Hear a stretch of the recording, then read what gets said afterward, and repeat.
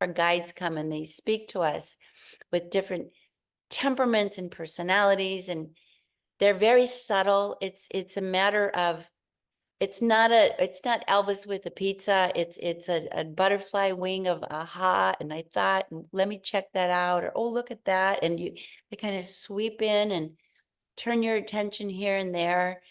But if you ask them for help, they're just on speed dial waiting Right. for that call. And if the help is coming from, if the request is coming from your heart, you'll get the help. And you have to get out of the way of how that help needs to show up. You can't say, I want this to happen this way. The way to work with your spirit guides is to say, lead me in the direction of my highest good.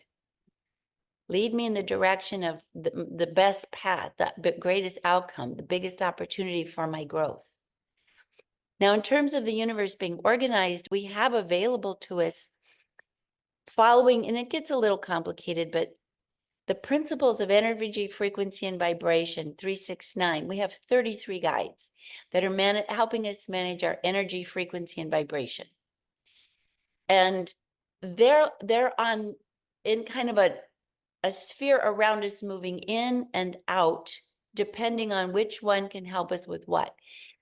And they spiral out. Some guides move on and other guides move in, depending on what we're doing. It's just like a support system as you move through life with humans. Mhm. You'll have certain helpers for a while and they move out and the new ones move in.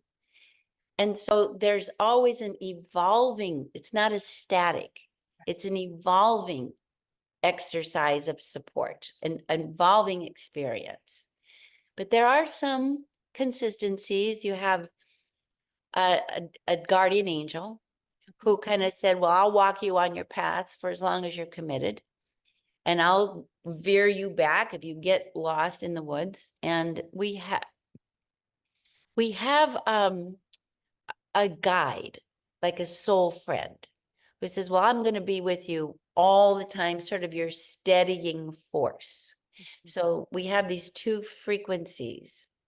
And if you think of guides as frequencies, it might be easier to connect to them, other than thinking of them as little puppets in the sky waiting to talk to you, which a lot of people do. It's more like communications, Yes. like radio stations that come in saying, we're here, we're here. And so if you just get quiet and go into that empty space that I shared, and it's like, notice where you are, be present, exhale, let your thoughts go, you will feel the support of your guides. You won't think it, but they will put good ideas in your head. They will attract attention. They might flash lights in front of you. They might put a song on the radio. They show up in all kinds of delightful ways, quite creative, is getting our attention. And when you start to look for those signals, they're there all the time and they're pretty fun. Absolutely. And then you live more in a state of magic and grace and attunement and alignment and surrender.